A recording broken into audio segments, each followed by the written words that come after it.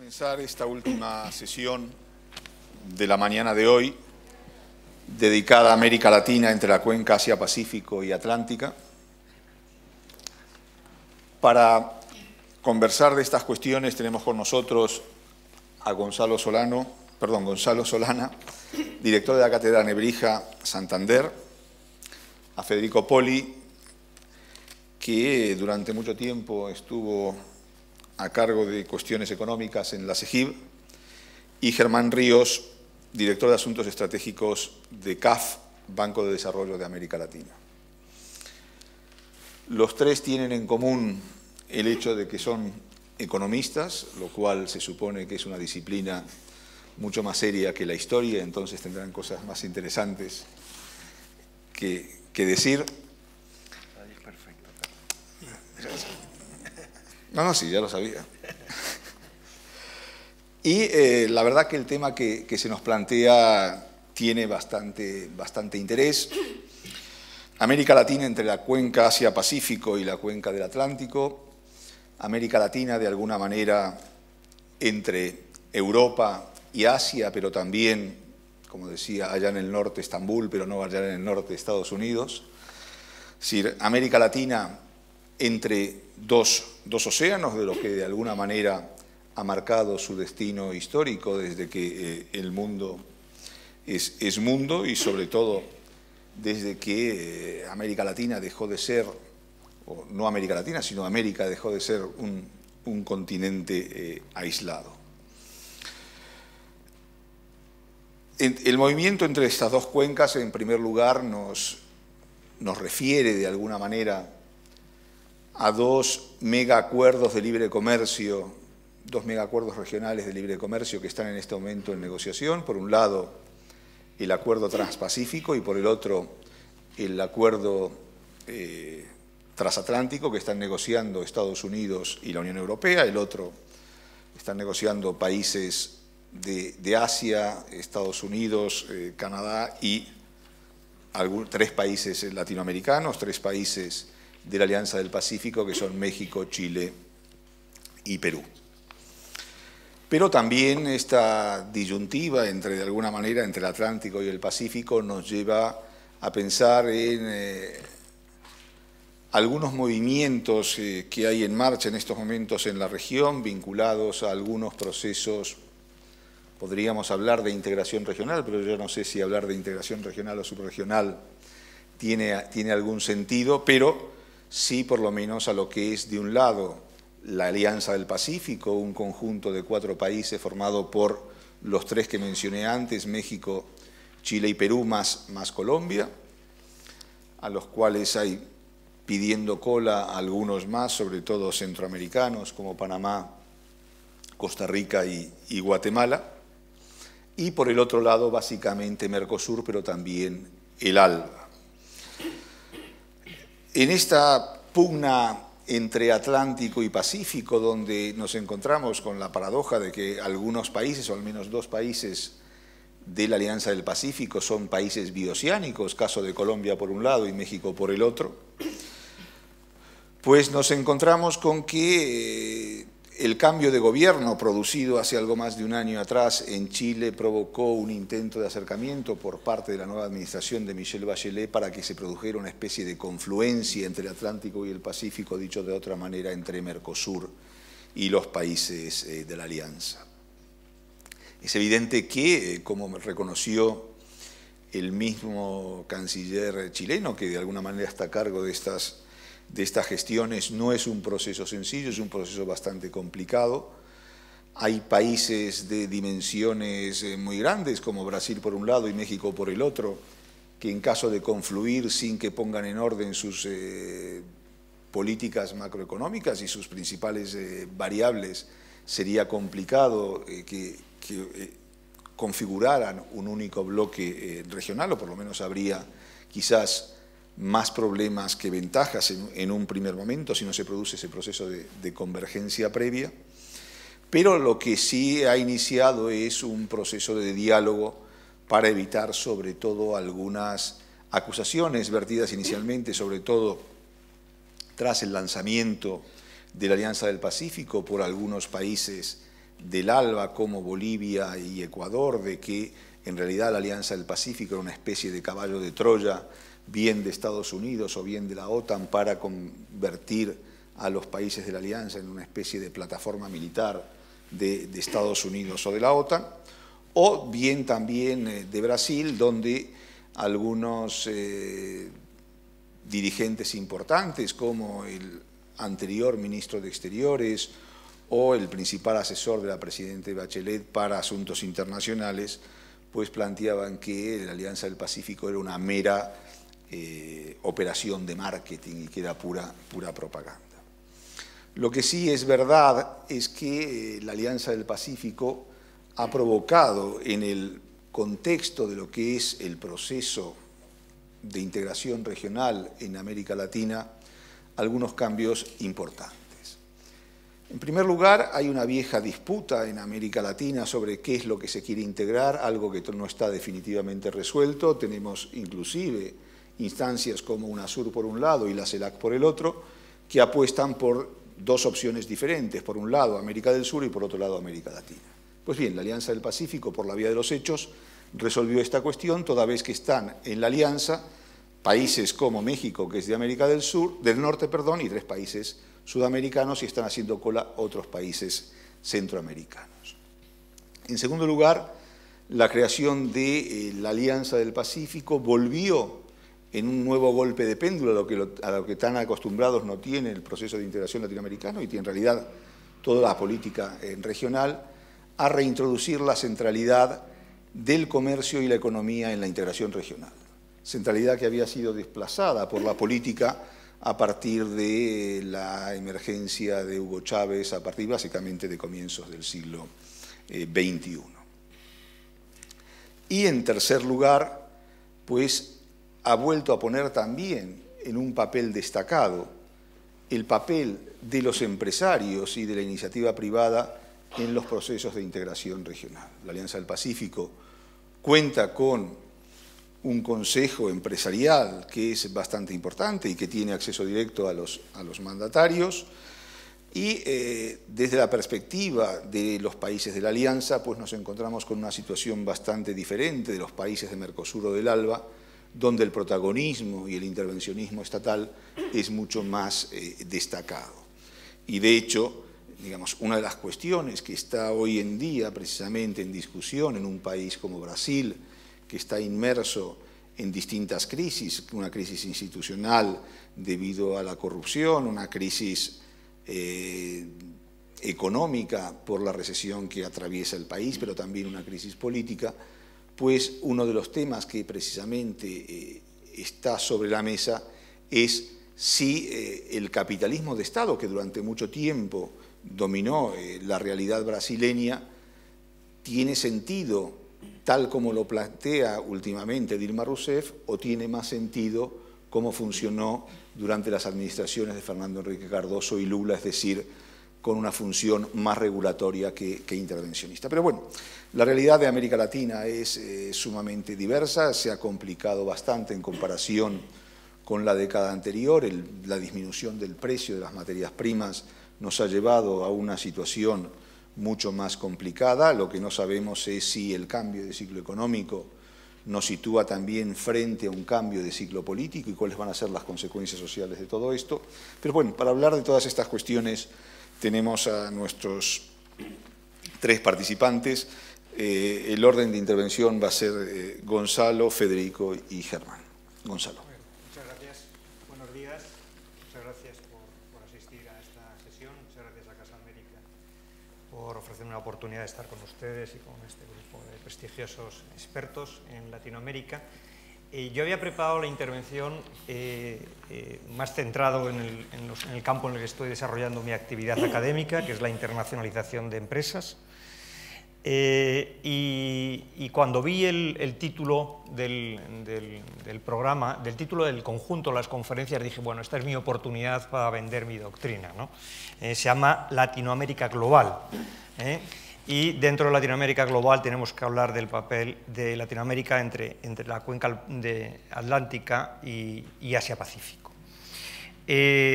Como decía el moderador y presentador, Estamos en un contexto en el que la globalización y la relación entre empresas, entre ciudadanos, entre administraciones es cada día más elevada, y el desarrollo de las tecnologías, sobre todo de comunicación, y los ahorros de los costes de transporte, llevan a pensar que esto va a continuar así. Incluso, como se adelantaba, el desarrollo de acuerdos de integración económica con la Alianza del Pacífico, de acuerdos comerciales, denotan una voluntad política por avanzar en este terreno, aunque siempre, por supuesto, hay momentos de parón y momentos de avance. Me han pedido que hablase 7 minutos y, por lo tanto, yo he preparado la intervención en 4 bloques muy esquemáticos que espero un poco provocarles para luego en el coloquio debatir un poco más. El primero es la idea fundamental del papel de la empresa en la globalización y en la internacionalización. Y un poco explicar a dónde llega la internacionalización de la empresa. Normalmente, nosotros en la cátedra que dirijo estamos haciendo una colección de experiencias de empresas españolas de internacionalización en mercados emergentes. Hicimos un primer libro de China, luego hicimos 2 de Brasil, 1 de México, Chile y Colombia, que presentamos hace muy poco tiempo aquí en Casa América, y hemos intentado ahí contrastar un poco la visión de expertos, la visión de empresarios, la visión de académicos, para ver qué es lo que hay detrás de la internacionalización y los efectos y dificultades que se presentan para las empresas. Y es importante resaltar, porque a veces me ocurre cuando ahora, la próxima semana, iré a Colombia, a Bogotá, el sábado saldré para hacer 3 o 4 actos de presentación del libro y generar un cierto debate sobre la internacionalización. Me preguntaban hace mucho en la presentación del libro una periodista sobre la internacionalización de las empresas, que decían: ustedes que van allí a ganar dinero. Esta es una visión que a mí me parece realmente corta de la internacionalización. Y creo que es corta sobre todo para el que le llega la internacionalización. La internacionalización no puede ser visto solamente como una oportunidad para aumentar tus ventas o para reducir tus costes a través de inputs más baratos.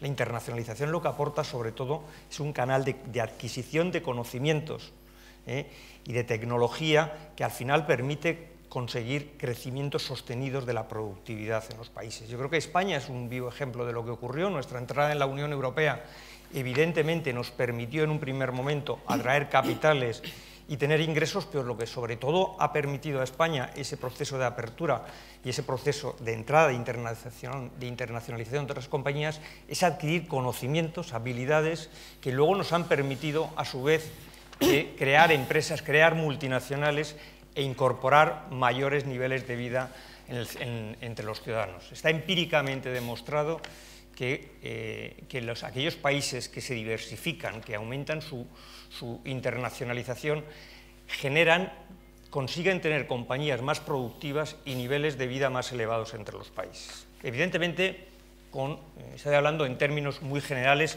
con sus particularidades. Y aquí entraría en el segundo punto que me gustaría destacar.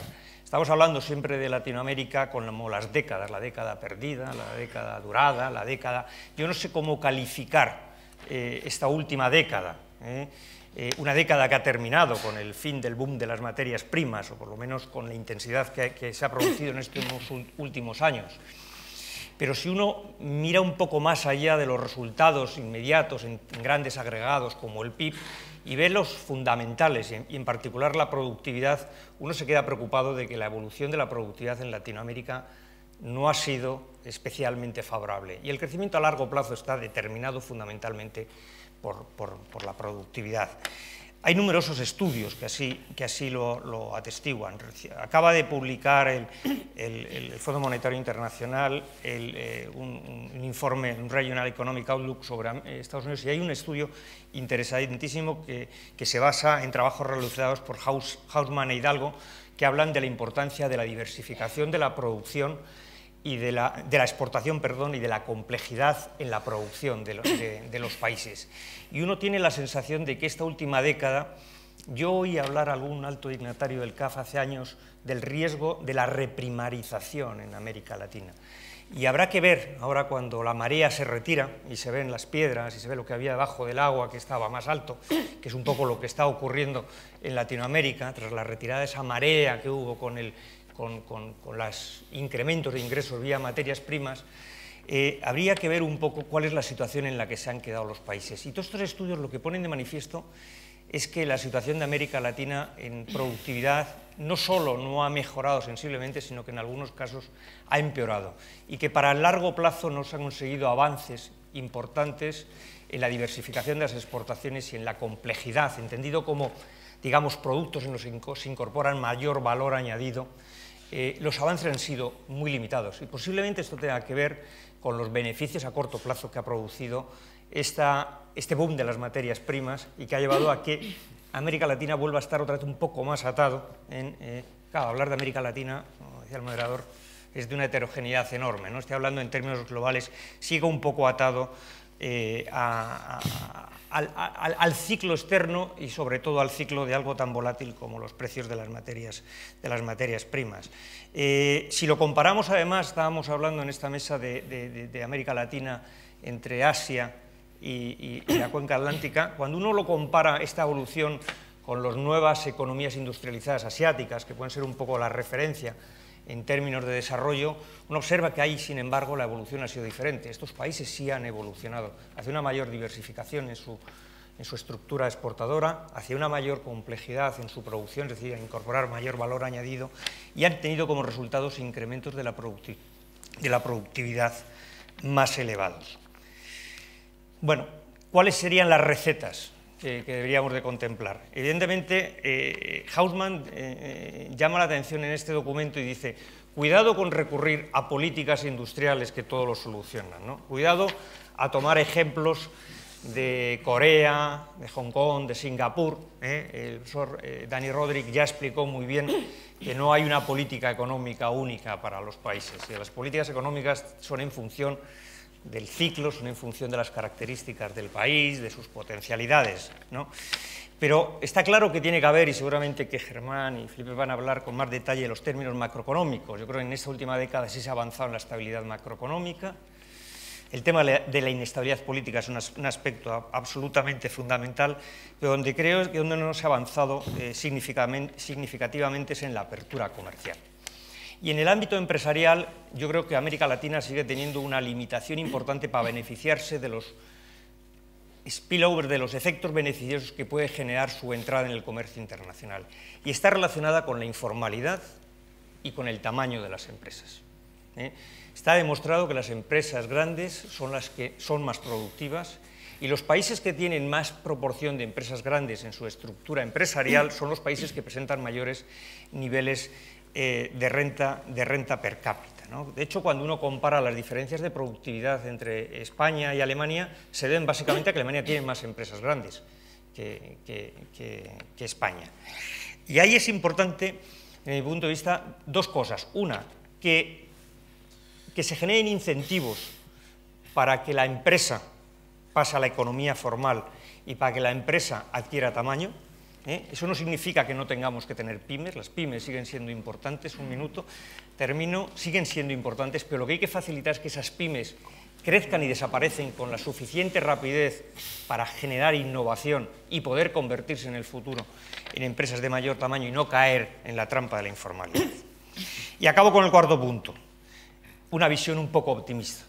Yo creo que América Latina ya no es un fenómeno nuevo, sino llevamos varias décadas en que se han formado las multilatinas, entendido como multinacionales. Lo importante de las multilatinas es que antes estaban muy concentradas en pocos países y en pocos sectores.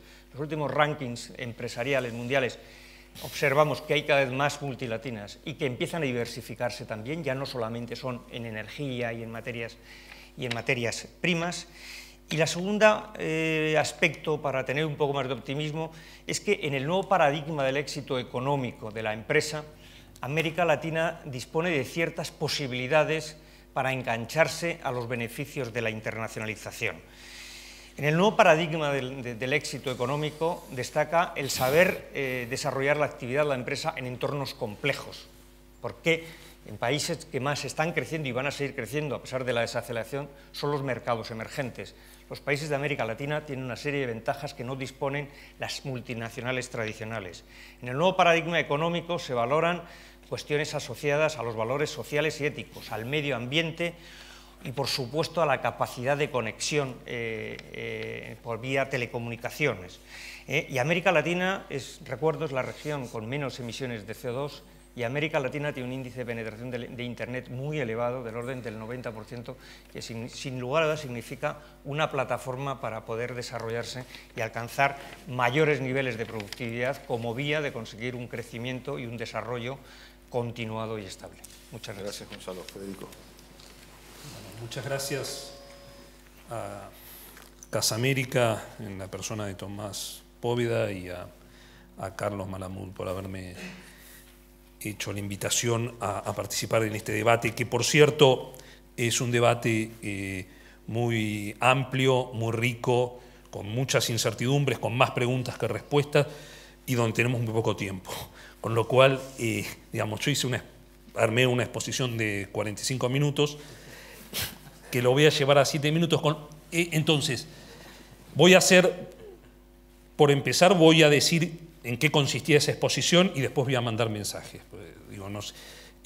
La primera cosa que quiero hacer, y voy a decir algo sobre qué es el mundo hoy en términos de riquezas, quiénes son los jugadores globales, qué pasa con los emergentes y demás. Y después quería bajar a América Latina, contar un poquito qué pasó del 90 para acá y finalmente concentrarme en Mercosur, Alianza del Pacífico, tratando de decir algunas cosas que puedan generar alguna discusión. Entonces, respecto al mundo hoy, y Carlos, vos cortame cuando... Respecto al mundo hoy, la primera cuestión es decirles no hay shifting wealth. Es mentira que hubo un corrimiento de las riquezas hacia los emergentes. Digo, esto que instalaron algunos es falso.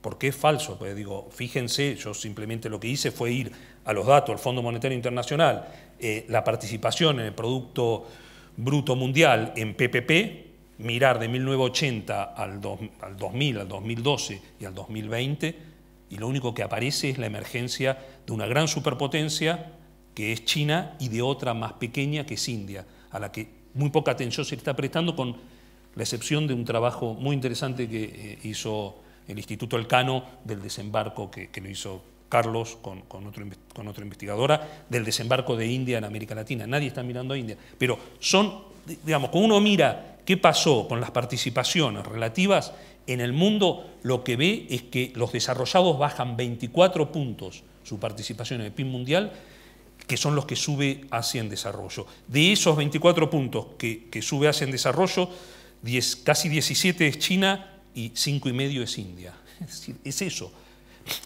Pero no solo eso, digo, uno mira América Latina, baja su participación en el PIB,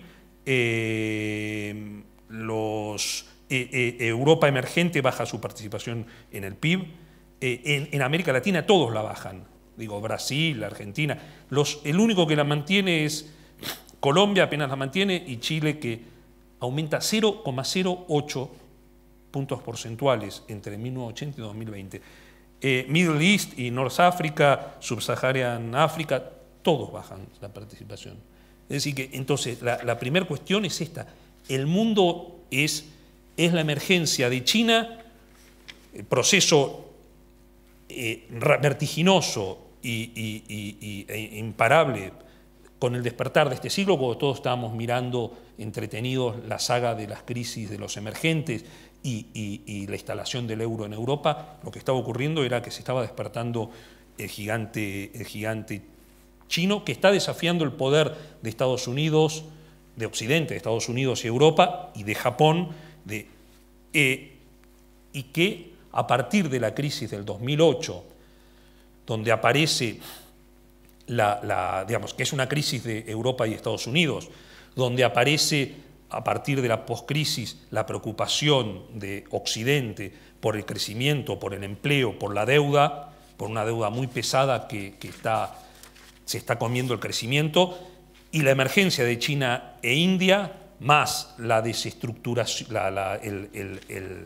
pérdida de relevancia del OMC, el empantanamiento del OMC, y digamos que es un empantanamiento que surge a partir de que las reglas no las pueden escribir los que las escribían siempre, hay mucha oposición. Frente a eso, ¿qué hace Estados Unidos empuja con sus aliados, empujan los dos megacuerdos de los que hablaba Carlos, ¿no es cierto? El megacuerdo de comercio e inversión del transatlántico y el Pacífico, que vienen digamos, ¿vienen para qué? Bueno, y acá hay varias interpretaciones. Yo ascribo a la interpretación que plantea que estos dos megacuerdos son para volver a escribir las reglas que regulan el comercio e inversión, los mismos que la escribían siempre. ¿Por qué? Porque en la OMC apareció Rusia, apareció China, aparecieron los emergentes de América del Sur, que tienen una percepción distinta de las regulaciones que se están discutiendo ahora, que ya no es bajar barreras arancelarias, es qué pasa con la propiedad intelectual, qué pasa con las empresas públicas y los subsidios, qué pasa con las compras públicas, etc. Digo, son esos temas los que... Eso por un lado. Y por otro lado, es geopolítico, y yo creo que sí, que es contrapesar el poder de China, que está teniendo, más allá de insuflar un nuevo oxígeno económico a Estados Unidos y a Europa. Pero lo que hace con el Transpacífico, lo que está haciendo Estados Unidos, es cercarle a China un tercio de su comercio, ponérselo en un acuerdo con nuevas reglas. Entonces, y esto, bueno, esto abre muchos interrogantes, que sería largo primero, si van a terminar bien, si van a llegar a buen puerto. Hay muchas dudas, muchísimas dudas, digo, empezando porque Estados Unidos y Europa pueden acordar temas en los cuales siempre los dejaron al margen y que implican intereses contrapuestos. Entonces, este es el primer mensaje. El segundo mensaje, ¿qué hizo Latinoamérica entonces? Entonces digo, Latinoamérica pasó de los 90, en donde había claramente un Mercosur con Argentina, Brasil, Paraguay y Uruguay, más Chile asociado, donde había un proceso de, digamos, todos los procesos de integración en los 90 económicos tenían que ver con la desgravación arancelaria y panarancelaria, digamos, barrer, generar mercados ampliados de bienes. Después estaba el CAN, que es una construcción histórica, donde estaban todos los países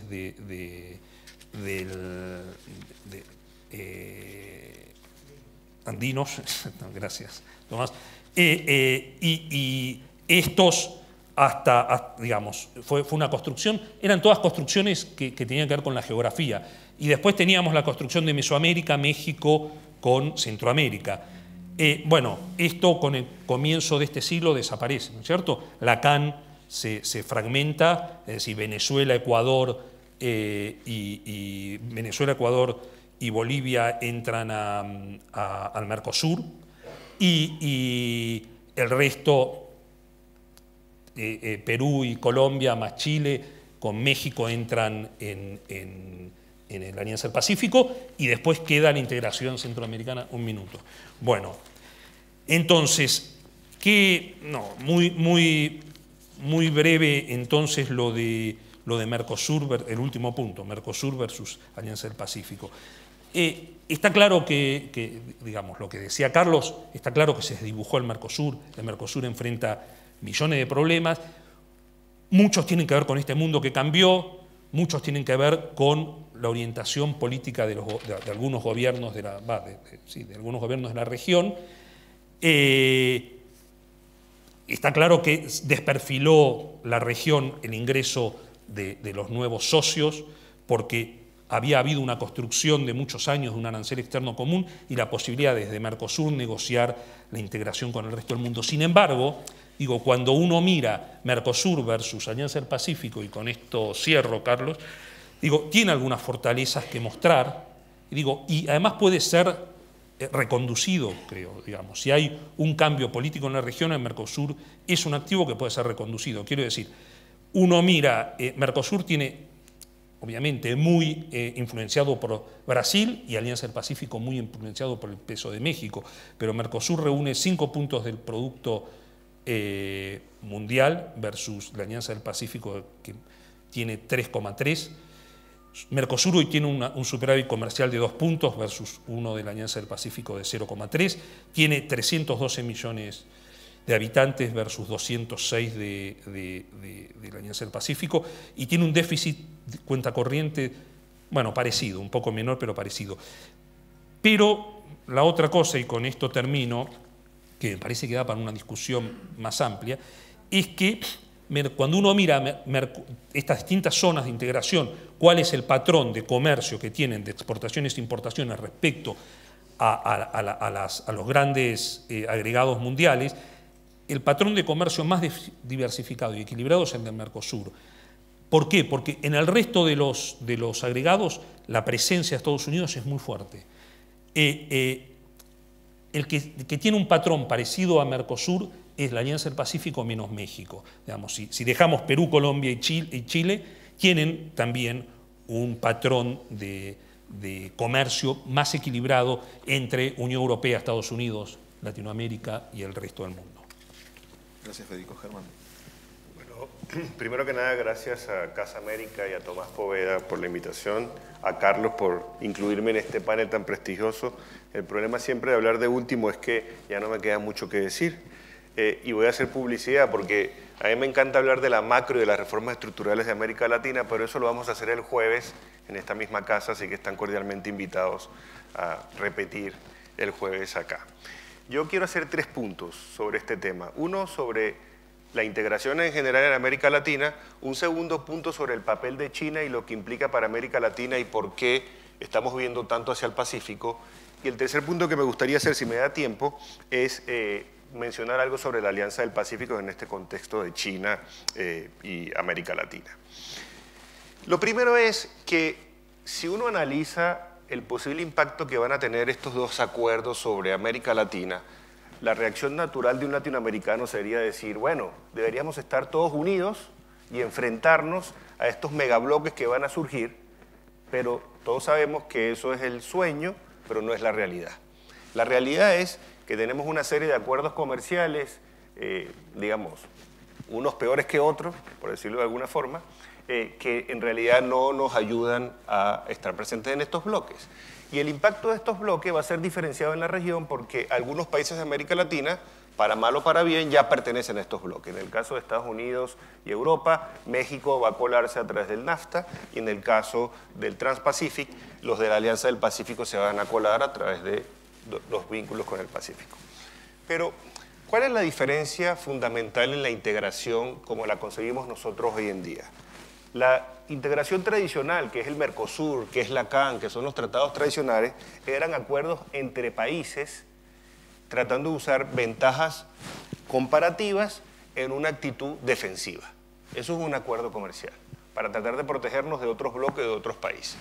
El mundo ha cambiado y un acuerdo comercial no puede tener esas características. Un acuerdo comercial hoy en día tiene que ser entre empresas, tratando de formar cadenas regionales de producción y que puedan insertarse en cadenas globales de producción, que es un poco lo que nos comentaba Gonzalo en eso. Y la estrategia de este tipo de acuerdo es integrarnos más con el mundo y al mismo tiempo integrarnos más con nosotros mismos, que es lo que no hemos logrado hacer con los acuerdos comerciales.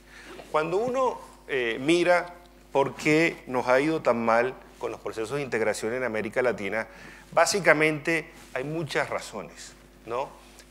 Digamos, disputas entre los países miembros, en algunos casos es más claro que otros, en el caso de Mercosur hay una asimetría tremenda entre los países miembros, en el caso de la CAN tampoco nunca logramos hacerlo porque Venezuela salió del acuerdo y luego estos acuerdos se han diseminado porque miembros de este mismo acuerdo ahora son parte de la Alianza del Pacífico, etc. Si ustedes me preguntan a mí, ¿es un fracaso la integración en América Latina? Bueno, es un sí condicionado, porque si yo veo Centroamérica y el doctor CAFTA, que incluye Estados Unidos, a mí no me parece que eso es un fracaso. Y si uno analiza esto, es el acuerdo de integración más completo que tenemos nosotros en América Latina. Cuando yo pienso en la integración, tengo que pensar si estos acuerdos no funcionan, si nos tenemos que ir a través de las multilatinas, también tenemos un tercer camino que es la integración pragmática, es la integración temática. Y esta integración en América Latina ha funcionado relativamente bien. Voy a dar un ejemplo, la integración financiera. Yo trabajo en CAF, Banco de Desarrollo de América Latina, y en mi banco están todos los miembros de la Alianza del Pacífico, todos los miembros del Mercosur, algunos de Centroamérica, y se llevan de maravilla. Y nos integramos financieramente, prestamos para el mismo tipo de proyectos y eso funciona bien. Como este ejemplo, podrían haber otros. Por ejemplo, la Iniciativa para la Infraestructura Suramericana, el IRSA. Eso funcionó relativamente bien hasta que se ha medio politizado en los últimos años, pero cuando era muy técnico, nos integramos en infraestructura. ¿Cuál es el futuro que yo veo de estos procesos de integración? Además del proceso de integración natural de las empresas, es el proceso que tiene que ver con encontrar temas, sectores, nichos, donde sea fácil que nos pongamos de acuerdo. Y si me preguntan, se me ocurren ideas, energía, ciencia y tecnología, educación, etcétera. Es decir, que yo también soy optimista en el sentido de que yo pienso que el canal empresarial y el canal del pragmatismo nos debería llevar a tener un proceso de integración mucho más dinámico en América Latina. Solo tengo un par de minutos más, así que déjenme hablar de China y por qué China se ha convertido en un factor fundamental para América Latina. Hay tres razones. Primero, el comercio se multiplicó por 5 desde el año 2005. Comerciamos 50 billones de dólares o 50.000 millones de dólares con China, hoy negociamos 250.000 millones de dólares con China. Multiplicamos por 5. ¿Nos gusta ese comercio? No mucho todavía, porque es básicamente commodities o materias primas por manufactura, pero podríamos buscar un potencial de que pudiera ser más que esto. Esto ha desplazado a la Unión Europea, por ejemplo, en América Latina, desde su puesto de segundo socio comercial por esta interacción con China. El otro tema con China son las inversiones chinas en América Latina, donde no han sido tan dinámicas como ha sido el comercio. Y esto es una cosa que es interesante, sobre todo por lo que puede pasar a futuro. Por ejemplo, los chinos están empezando a invertir en manufactura en algunos países de América Latina. Y eso podría convertirse en una tendencia. Ahora no lo es. La inversión extranjera directa que va a América Latina sigue viniendo de Europa o de Estados Unidos. Pero va a ser interesante ver la dinámica que va a tomar si los chinos cumplen la mitad de lo que le han prometido a América Latina que van a hacer en términos de fondos para infraestructura, el nuevo banco de infraestructura chino, etcétera, que podría tener un impacto interesante y eso obviamente va a hacer que la región vea hacia el Pacífico. Y el último punto que quiero hacer sobre China es su posibilidad de financiamiento. Si uno analiza lo que China le ha prestado a América Latina desde el año 2005, son más de 100.000 millones de dólares.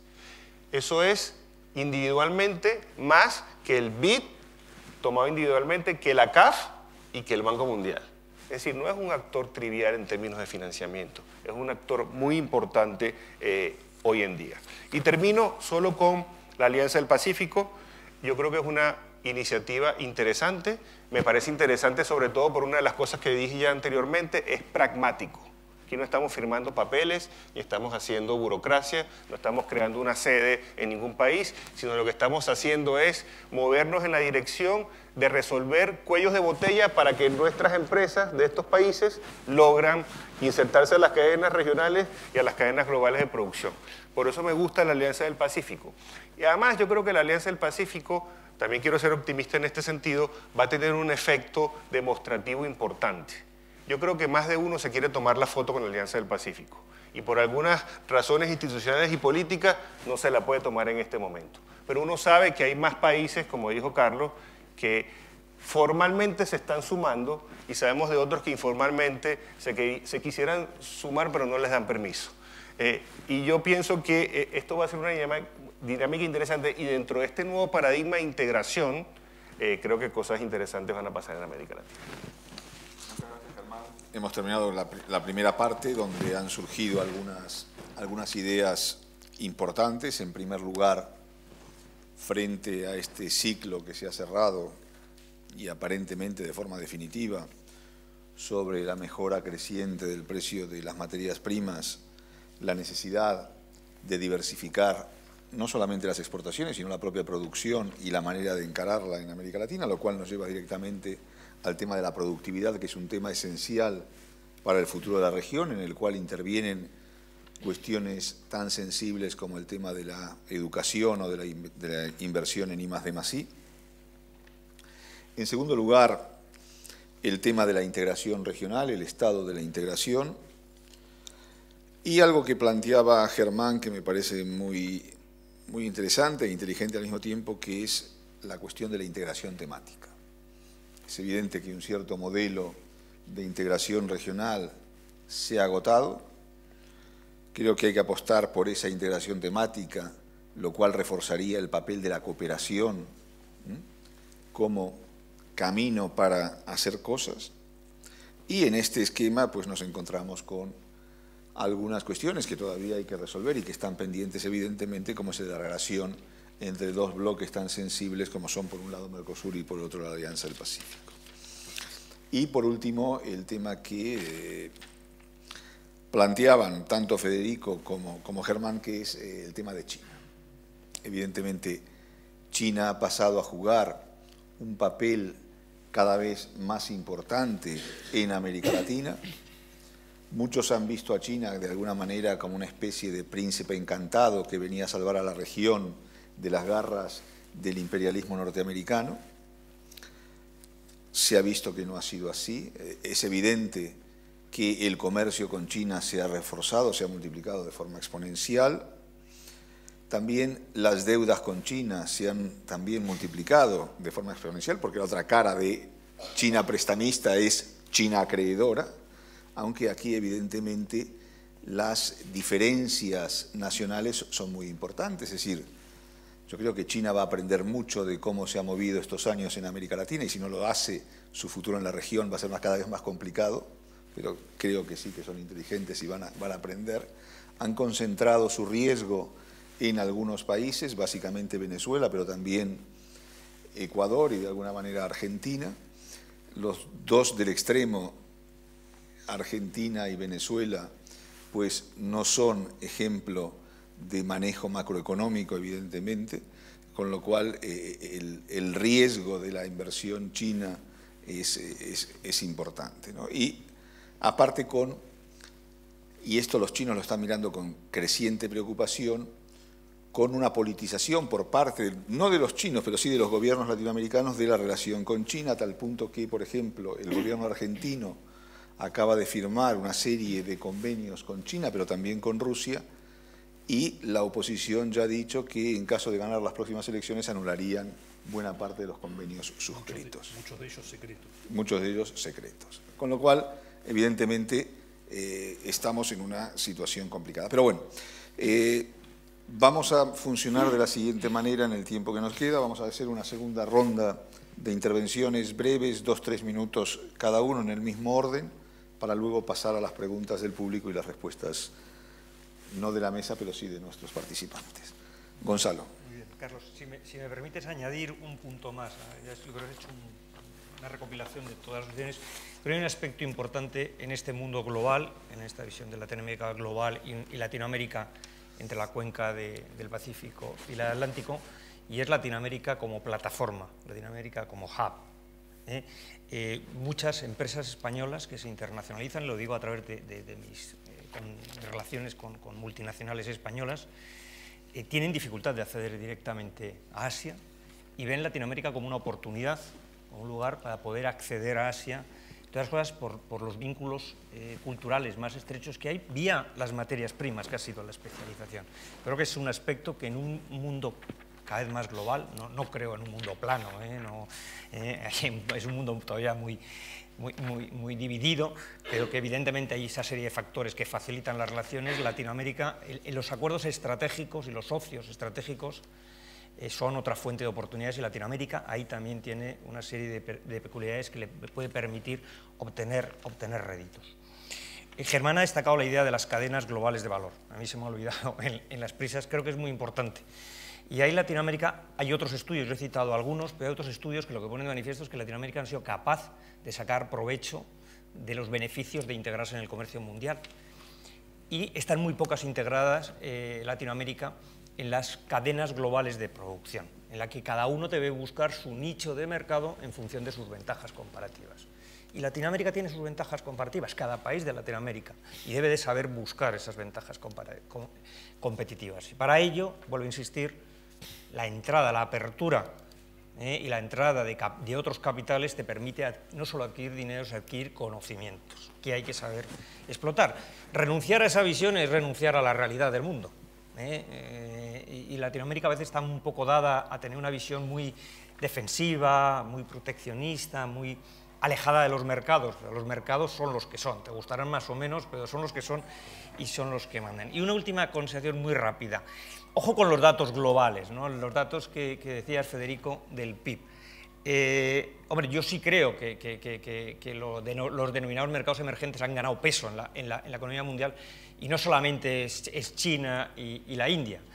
Claro, si lo medimos por el PIB, yo no te puedo refutar esos datos, además tú los has contrastado, pero mira los datos del comercio sur-sur, por ejemplo, el desarrollo del comercio entre estos países, mira la cantidad de personas que se han incorporado a las clases medias, que no son solo productos del desarrollo de mercados internos, sino de esta apertura. Incluso mira datos como el PIB per cápita, en la que países, digamos, de los denominados mercados emergentes, en las últimas décadas han logrado saltos bastante importantes en un indicador más cercano a la calidad de la vida a la que puede ser el PIB. Yo con esto ya...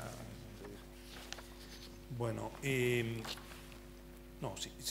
empiezo por este comentario final que hizo Gonzalo. Digo, indudablemente, quiero decir, América Latina mantiene pierde participación, pero no tanto, hombre, en términos del Producto Mundial. Pero lo que muestran los números es esto, digo, es incontrastable que el corrimiento de la riqueza hacia los emergentes tienen dos nombres, que son China e India. Y de nuevo, me parece que hay que prestarle más atención a lo de India. Lo de China creo que sí, que China hoy está para abundar sobre lo que se dijo. Digo, China está cambiando, está en un momento crítico de cambio de su modelo económico, de un modelo liderado por las exportaciones y bajo y medio nivel tecnológico, está yendo a un modelo más vinculado al consumo interno y liderado con una mayor sofisticación tecnológica. Esto hace que tenga consecuencias, y además está en un momento donde, algo decía Germán de esto, pasa de un proceso de internacionalización basado en las exportaciones a un proceso basado en la inversión. Esto tiene repercusiones sobre el PIB, es decir, el PIB crece más lento, porque además ajusta su tasa de cambio, es decir, está revaluando el yuan, y tiene lo que están planteando los chinos es que lo más importante para ellos es que no se frene el crecimiento del empleo, que tienen ahí un problema social muy grande. Y después está todo el proceso, como recién se mencionaba, la puesta en marcha del Banco de Infraestructura de chino con 57 miembros y el financiamiento que da en todo el mundo. Digo, son cambios que, sumado a las inversiones y este patrón que está teniendo América Latina con China, que no es un patrón de comercio sustentable, digo, me parece que toda esa realidad es una realidad que hizo emerger en América Latina la importancia del Pacífico. Digo, antes no, en los 90 no existía esto, más allá de que APEC se firmó en el 89 y en el 94 empezó activamente un cronograma para incrementar el comercio del Pacífico, pero digo, la importancia del Pacífico aparece con la emergencia de China e India. Gracias, Germán. Carlos, como buen moderador, hace un resumen excelente y nos da más temas para discutir, pero menos tiempo. Entonces voy a tratar de hacer lo posible. El tema de transformación productiva, a nosotros nos gusta llamarlo transformación productiva, que es este proceso de aumentar la productividad en América Latina. Esto tiene muchos ingredientes y esto es un requisito digamos, necesario para poder hacer esta integración en cadenas de valor, que por cierto, en América Latina tenemos ejemplos muy interesantes de haberlo hecho exitosamente, como la industria de las autopartes en México, que es un proveedor, la gente dice que es Estados Unidos, pero no es Estados Unidos, es el resto de América Latina y el resto del mundo. Un gran ejemplo de integración regional con visión mundial. Pero cuando nosotros hablamos de estos ingredientes, los ingredientes son los mismos, son los de la Agenda de Reforma de América Latina, son educación, calidad y no tanto cobertura como lo hemos hecho y hay que preservarlo. El tema de la informalidad que mencionó Gonzalo, donde hay que hacer mayor énfasis en el entrenamiento para la fuerza laboral, porque si no, no vamos a aumentar la productividad. Y está todo el tema de infraestructura del que yo me encargo, o nosotros nos encargamos en CAF, que es un gran cuello de botella para poder hacer la integración. Porque si nosotros no nos vinculamos físicamente con nuestros vecinos, mal podemos tener la logística y la capacidad de poder hacer estas cadenas. Si es más caro, yo siempre doy este ejemplo, me perdonan, pero si es más caro mandar un container de Colombia a Perú que de Colombia a Miami, estamos en problemas, porque la integración entre Perú y Colombia productiva va a ser una tremenda dificultad. Y el último tema es el de investigación y desarrollo. Yo siempre digo esto, ¿cuál es el país de América Latina que más invierte en investigación y desarrollo? La gente a veces levanta la mano y dice, Chile. No, no es Chile, es Brasil. Sin embargo, Brasil apenas invierte 1% del PIB en investigación y desarrollo, y eso es menos de lo que invierte España, por ejemplo, que ya invierte poco. Entonces, eso yo creo que son las cosas que tenemos que resolver por este lado. Y para terminar, en el tema de integración temática, a mí me gustaría dar un par de ejemplos de cosas que están pasando. Por ejemplo, ustedes saben que con la Alianza del Pacífico se integraron las bolsas de México, Perú, Colombia y Chile, y se formó el MILA, que va a ser la bolsa más grande de América Latina en términos de capitalización y empresas que cotizan. Mi pregunta es, ¿qué dificultad tenemos nosotros de incorporar a Bovespa, la de Brasil, aunque no sea miembro de la Alianza del Pacífico? Yo no veo ninguna. Es una cuestión de pragmatismo y de financieros que se pongan de acuerdo y que lo hagan. Y otro ejemplo que a mí me gusta dar, porque no puedo hablar tanto del mío porque suena un poco feo, es el del FLAR, el Fondo de Reserva Latinoamericano. Saben que la palabra Fondo Monetario en América Latina es sinónimo del demonio, pero América Latina tiene su propio Fondo Latinoamericano de Reservas, que es el FLAR. Y el FLAR es un organismo muy poco conocido, pero que si funcionara bien, sería nuestro Fondo Monetario Regional. Ese es un ejemplo que está ahí, que si la voluntad política existe, se pueden más países incorporar y tener un mecanismo eficiente. Y solo para dejar a Carlos que diga algunas cosas, es que tenemos que reconocer que la integración política es la que más ha avanzado en América Latina, más que la integración económica.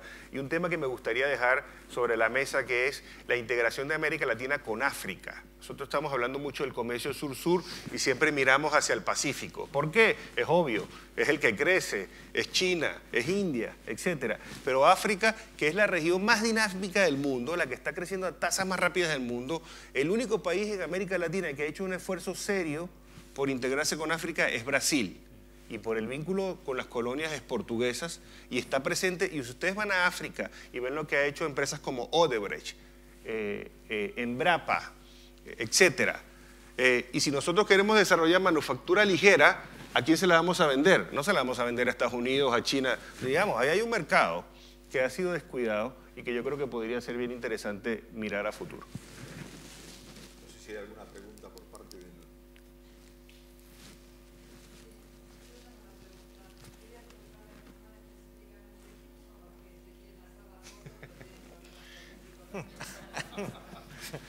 Pasa por provocar. Digamos, si te contesto esa pregunta, me despiden de CAF al día siguiente. Lo va a decir Carlos. En primer lugar, algunos países de Mercosur, básicamente como Uruguay y Paraguay. Hay que tener cuidado. Lo que pasa aquí, es decir, la membresía al Mercosur es una especie de cuello, o más que de cuello, de tenaza que impide salir a respirar fuera, ¿no? Entonces, ya Uruguay tuvo problemas con Brasil y con Argentina cuando quiso negociar bilateralmente un tratado de inversiones con Estados Unidos, que no lo dejaron. Y luego hay otra cosa que tiene que ver con esta relación entre Mercosur y la Alianza del Pacífico, ¿no? Es decir, si descontamos los países ALADI, es decir, los países latinoamericanos que tienen todos tratados entre sí, pues los países de Mercosur tienen firmados solamente 3 tratados de libre comercio, que son con Israel, con Egipto y con la Autoridad Nacional Palestina. Los países de la Alianza del Pacífico todos tienen tratados de libre comercio con Estados Unidos, con la Unión Europea, y luego ya hay una casuística grande: Japón, Australia, China, Nueva Zelanda, Corea del Sur, etcétera, etcétera, etcétera. Es decir, tienen un grado de apertura de sus economías al extranjero y al mundo globalizado, y también algo esencial que se planteó antes, como es el tema de las cadenas globales de valor, que no están presentes precisamente por esa cerrazón sobre sí misma de Mercosur.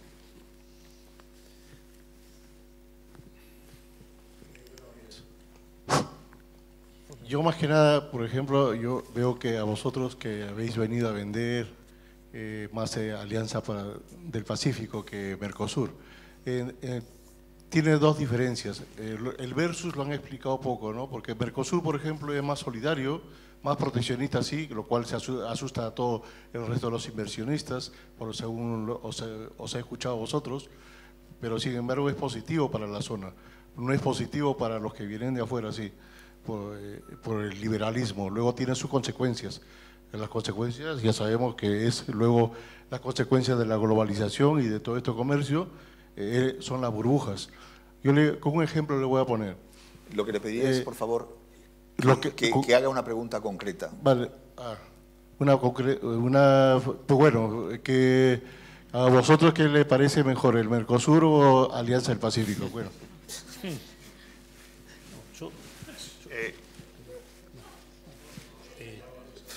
Sí, Federico. No, simplemente decirle, yo puse en valor el Mercosur en mi intervención. Digo, dije que enfrenta muy graves problemas hacia adelante, pero que es para Argentina y Brasil significó, como los motores del Mercosur, significó un proceso muy largo de acuerdos, de trabajo sectorial, de consolidar un arancel externo común que existe, a pesar de que está muy perforado, pero también está perforado por la coyuntura política, quiero decir, pero ahí está el arancel externo común. Pero además Mercosur tiene una integración con los países de la Alianza del Pacífico, 90% del comercio con Chile y 80 y pico con Colombia y con Perú. Es cierto, como dice Carlos, que no tiene, son los únicos que no tienen acuerdo con Estados Unidos y Europa, que ahí también vale una apreciación, ¿no es cierto? En general, los que tienen acuerdo con uno tienen con el otro. ¿Por qué? Porque hay un incentivo del otro de negociar.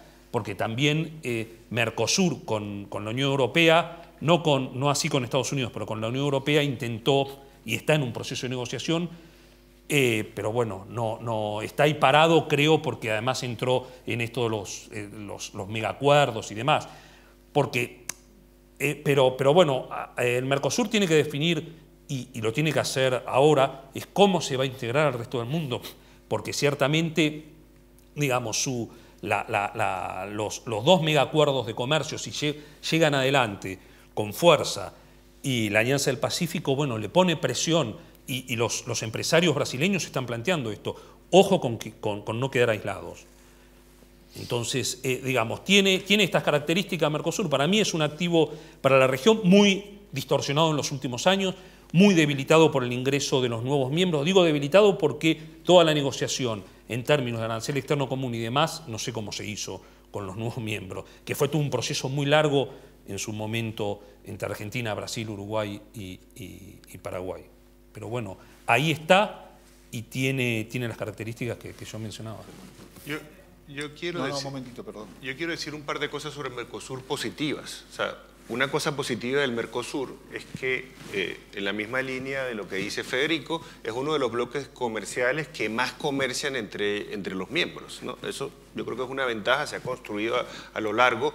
Yo creo que hay que reinventarlo, porque responde más al esquema que yo decía al comienzo de mi intervención, de un esquema tradicional, y hay que ponerlo más moderno. Pero en Brasil también hay ejemplos de cadenas productivas súper interesantes, como por ejemplo la industria aeronáutica con Embraer y por ejemplo todo el desarrollo tecnológico de empresas como mencioné anteriormente Embrapa.